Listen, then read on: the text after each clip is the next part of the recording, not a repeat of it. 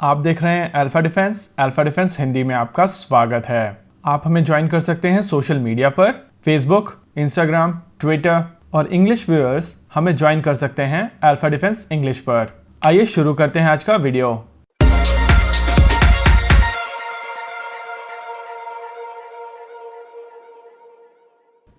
आज के इस वीडियो में हम लोग बात करेंगे पाकिस्तान के ऑपरेशन स्विफ्ट रेटॉर्ट के बारे में और समझने की कोशिश करेंगे कि क्यों ये ऑपरेशन पूरी तरीके से फेलियर था।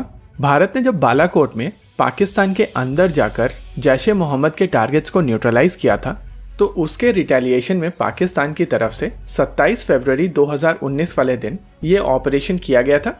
ऑपरेशन स्विफ्ट रेटॉर्ट के तहत पाकिस्तानी एयरफोर्स का एक बड़ा फॉर्मेशन भारत की तरफ आया था और इस फॉर्मेशन ने भारत में बॉम्बिंग की कोशिश की थी।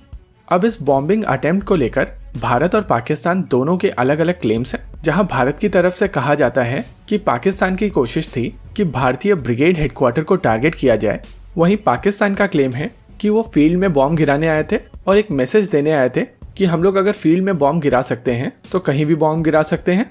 पाकिस्तान के उस समय के डायरेक्टर जनरल ISPR बोल रहे थे कि पाकिस्तान भारत को सरप्राइज करेगा। अगर पाकिस्तानी फाइटर जेट्स की कैपेबिलिटी देखी जाए और उनकी रेंज देखी जाए तो भारत के वेस्टर्न बॉर्डर पर बहुत सारे ऐसे टारगेट्स हैं जिनको पाकिस्तान की तरफ से स्ट्राइक करने की कोशिश की जा सकती थी। इसमें न्यूक्लियर पावर प्लांट्स हैं, हाई वैल्यू इकोनॉमिक सेंटर्स हैं। इस तरीके के ज्यादातर टारगेट्स राजस्थान, गुजरात और महाराष्ट्र में हैं। इनके अलावा जो उतने ज्यादा नहीं लेकिन फिर भी हाई वैल्यू टारगेट्स हैं, यानी कि मिलिट्री टारगेट्स, वो महाराष्ट्र, गुजरात और राजस्थान के अलावा पंजाब और जम्मू एंड कश्मीर में भी हैं। इस तरीके के टारगेट आमतौर पर military headquarters, ammunition depot, fuel dump, air bases, runways, naval bases, harbour और नेवल फ्यूल स्टेशन होते हैं। यानी कि पाकिस्तान के पास में उस दिन 3323 किलोमीटर की बाउंड्री में कहीं पर भी एक टारगेट को पिक करके उसको स्ट्राइक करने का ऑप्शन था। वहीं पर भारतीय वायुसेना को इस पूरी बाउंड्री को 24/7 सेफगार्ड करना था और इसमें पाकिस्तानी एयरफोर्स की तरफ से नॉर्दर्न कश्मीर वाला इलाका ही चूज किया गया। अगर उस दिन के फॉर्मेशन की बात की जाए तो नॉर्दर्न एक्सेस में 4 JF-17 थंडर का एक फॉर्मेशन था। इस फॉर्मेशन का काम था वहां पर जो भारतीय वायुसेना के फाइटर जेट्स हैं उनको एंगेज करना, ताकि जो पीछे की फॉर्मेशन है जिसमें मिराज 3 और मिराज 5 थे, वो स्टैंड ऑफ रेंज से भारतीय सेना के कुछ टारगेट्स को न्यूट्रलाइज कर सके। दूसरा फॉर्मेशन था जो साउथ की तरफ था, जिसमें 8 F-16 फाइटर जेट्स थे। इनमें से कुछ F-16 fighter jet air to ground mode में कॉन्फ़िगर थे, बाकी सारे F-16 air to air mode में कॉन्फ़िगर्ड थे।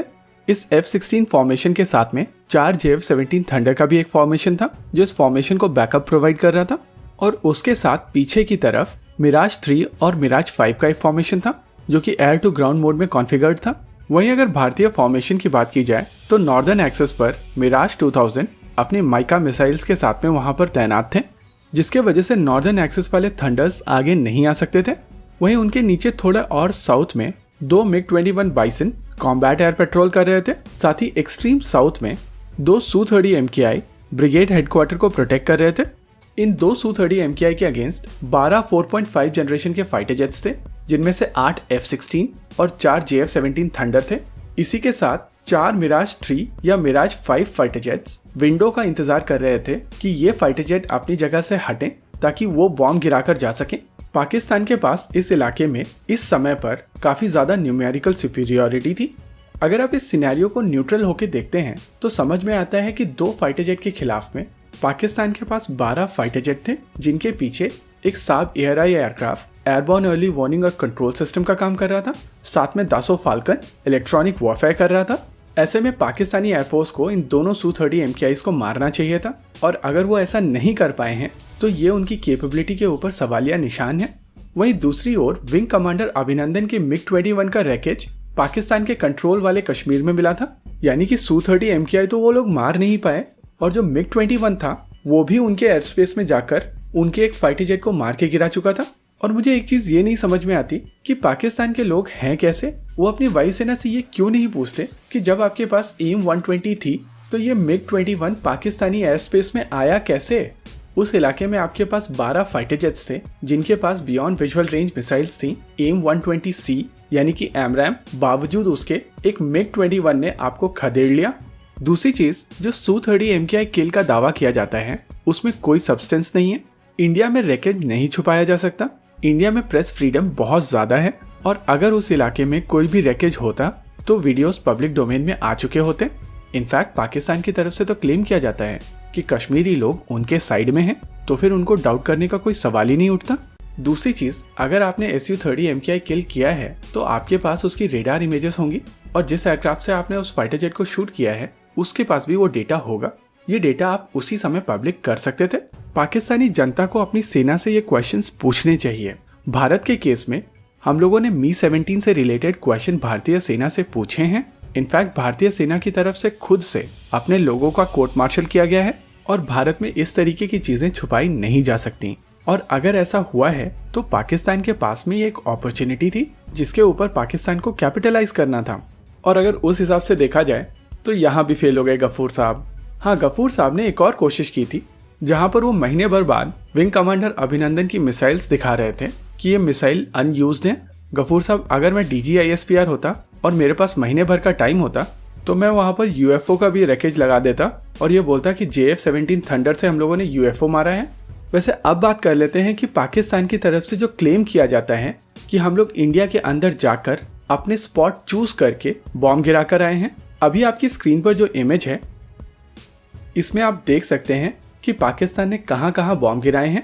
ये इमेज बिस्वा भाई ने कंपाइल किया है और इसमें आप देख सकते हैं कि पाकिस्तान की तरफ से कहां कहां बॉम्ब गिराए गए हैं। इंटरेस्टिंग चीज ये है कि ये सारे के सारे बॉम्ब स्टैंड ऑफ रेंज वाले बॉम्ब थे और आमतौर पर स्टैंड ऑफ रेंज वाले बॉम्ब्स की मिनिमम रेंज भी होती है क्योंकि जिन फाइटर जेट से इन बॉम्ब्स को गिराया जाता है उनका खुद का मोमेंटम होता है और इसी वजह से इन स्टैंड ऑफ वेपन्स की मिनिमम रेंज होती है। अगर आप इमेज में देखेंगे तो जो डीपेस्ट टारगेट है वो लगभग 19 किलोमीटर भारत के अंदर है।